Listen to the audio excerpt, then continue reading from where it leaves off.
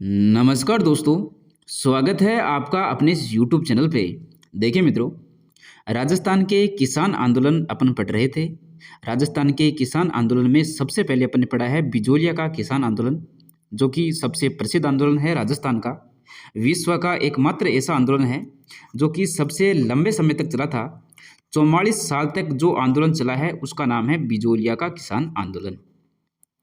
यह 1897 ईस्वी में प्रारंभ होता है और 1941 ईस्वी में यह खत्म होता है। यानी कि टोटल जो है 44 साल तक यह आंदोलन चलता है। सबसे बड़ी बात इस आंदोलन की यह थी, इतने लंबे समय तक चलने के बाद में भी यह अहिंसात्मक होता है, तो इसीलिए इसको बोलते हैं अहिंसात्मक किसान आंदोलन। यानी कि इसमें किसी भी प्रकार की हिंसा नहीं होती है। छोटी मोटी लड़ाई झगड़े झड़प जरूर होती है, लेकिन यहाँ पे हत्याकांड नहीं होता है, गोलीबारी नहीं होती है, शहीद नहीं होते हैं। तो ये बिजोलिया का किसान आंदोलन है, 3 चरणों में कंप्लीट होता है। बिजोलिया किसान आंदोलन अपने बहुत ही आसान शब्दों में पढ़ा है, 2 वीडियो इसके बने हैं। बिजोलिया के किसानों को देख करके, और बिजोलिया के पास में एक क्षेत्र था, एक स्थान था, उसका नाम था बेंगू। तो बेंगू के किसान जो हैं वो भी आंदोलन प्रारंभ कर देते हैं। बात है 1922 ईस्वी की। तो बेंगू के जो किसान हैं वो भी परेशान थे। ये जो जागीरदार है ये इन पे टैक्स लगा रखे हैं। यहाँ पे बेंगू में 53 प्रकार की लगान थी। जबकि बात करते हैं अपन बिजोलिया की, तो बिजोलिया में 84 प्रकार की लगान थी, 84 प्रकार की लाग थी। तो 84 प्रकार की लाग से दुखी होकर के, परेशान होकर के बिजोलिया के जो किसान हैं आखिरकार आंदोलन शुरू कर देते हैं। जब बिजोलिया में आंदोलन शुरू हो जाता है, दूसरा चरण जब यहाँ पे प्रारंभ होता है 1916 ईस्वी में, जब विजय सिंह पथिक जी इसका नेतृत्व करते हैं बिजोलिया में, तब यह आंदोलन पूरा फेमस हो जाता है। सभी जगह इसकी चर्चा होने लगती है। समाचार पत्रों के माध्यम से यह आंदोलन जो है पूरे राजस्थान में, पूरे देश में फैल जाता है। तो बिजोलिया से ही फिर प्रभावित होते हैं बेंगू के किसान। ये भी आंदोलन प्रारंभ करते हैं 1922 ईस्वी में। बिजोलिया का नेतृत्व करते हैं 3 चरणों में, अलग अलग है। पहला जो चरण है उसमें साधु सीताराम दास जो है उनकी महत्वपूर्ण भूमिका रहती है। दूसरा चरण उसमें विजय सिंह पथिक जी है, उनकी महत्वपूर्ण भूमिका रहती है। तीसरा चरण जो है उनमें है रामनारायण चौधरी जी, माणिक्यलाल वर्मा जी, हरिभाऊ उपाध्याय जी, इनकी महत्वपूर्ण भूमिका रहती है। ये बिजोलिया किसान आंदोलन अपन ने कंप्लीट कर लिया है। बेंगू किसान आंदोलन में राजस्थान सेवा संघ के ही मंत्री है रामनारायण चौधरी जी, उनकी महत्वपूर्ण भूमिका रहती है। रूपा जी, कृपा जी यहाँ पे शहीद होते हैं। तो विजय सिंह पथिक जो है वो भेजते हैं रामनारायण चौधरी को बेंगू का नेतृत्व करने के लिए। अब जब बिजोलिया में किसान आंदोलन हो रहे थे, बेंगू में किसान आंदोलन हो रहा था, इसी समय एक जगह है बरड़ नाम की। यहाँ बरड़ के किसान हैं वो भी परेशान थे, तो उन्होंने भी आंदोलन प्रारंभ कर दिया। तो इसी बरड़ क्षेत्र के किसान आंदोलन को आज के इस वीडियो में अपन पढ़ेंगे। इसको बूंदी का किसान आंदोलन भी कहते हैं या फिर बरड़ का किसान आंदोलन भी कहते हैं, क्योंकि बूंदी राज्य है, इस बूंदी क्षेत्र के अंदर एक स्थान है बरड़। यहाँ पे किसानों ने आंदोलन करना प्रारंभ किया था सबसे पहले, इसीलिए इसको बरड़ का किसान आंदोलन बोलते हैं या फिर बूंदी का किसान आंदोलन भी बोलते हैं। देखिए ये जो बरड़ है यह बिजोलिया की सीमा से सटा हुआ बूंदी का ही क्षेत्र है, इसीलिए इसको बूंदी का किसान आंदोलन बोल दो या फिर बरड़ का किसान आंदोलन बोल दो, बात एक ही है। तो बिजोलिया और बेंगू यहाँ से फिर प्रभावित होकर के बरड़ में भी किसान आंदोलन शुरू हो जाता है।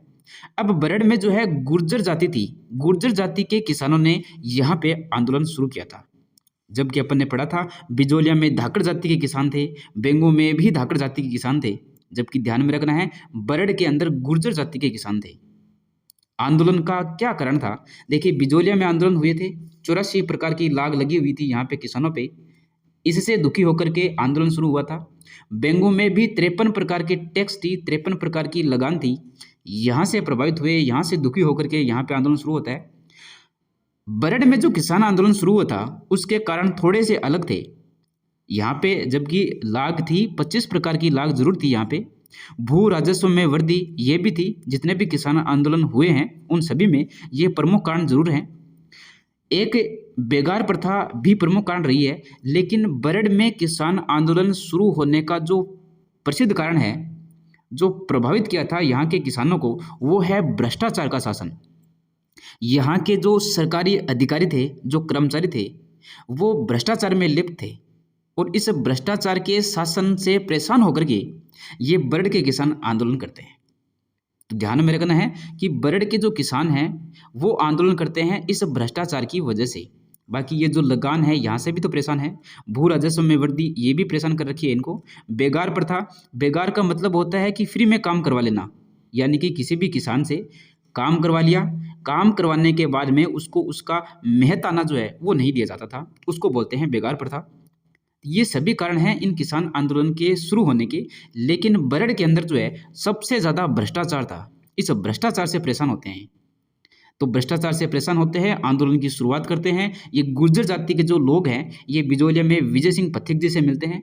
विजय सिंह पथिक जो है वो बिजोलिया का नेतृत्व कर रहे होते हैं, वहाँ का संभाल रहे होते हैं।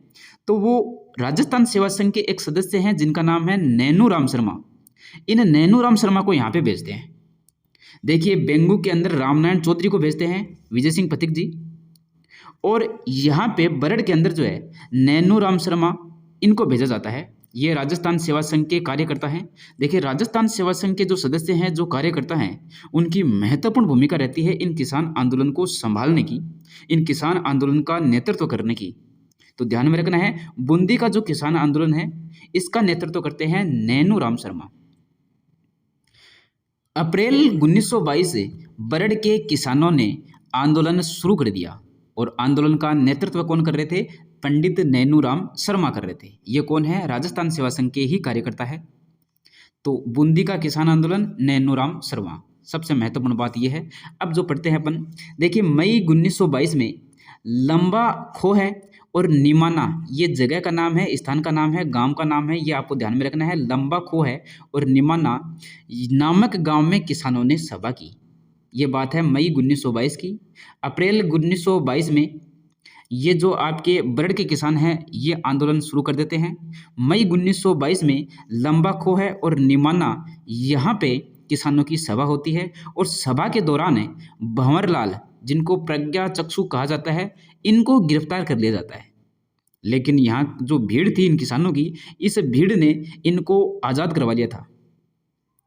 अब एक डाबी गांव है, डाबी गांव यही में, तो इस डाबी गांव में डाबी किसान पंचायत बनी हुई थी।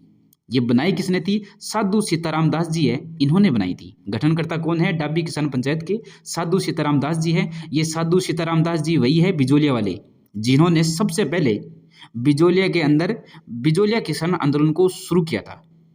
इन्होंने कहा था नानजी पटेल और ठाकरे पटेल को कि आप मेवाड़ के महाराणा के पास जाइए, जागीरदार की शिकायत कीजिए। तो साधु सीताराम दास के कहने पे ही बिजोलिया के जो नानजी पटेल और ठाकरे पटेल है वो जाते हैं मेवाड़ महाराणा फतेह सिंह के पास में, तो वही साधु सीताराम जी दास है।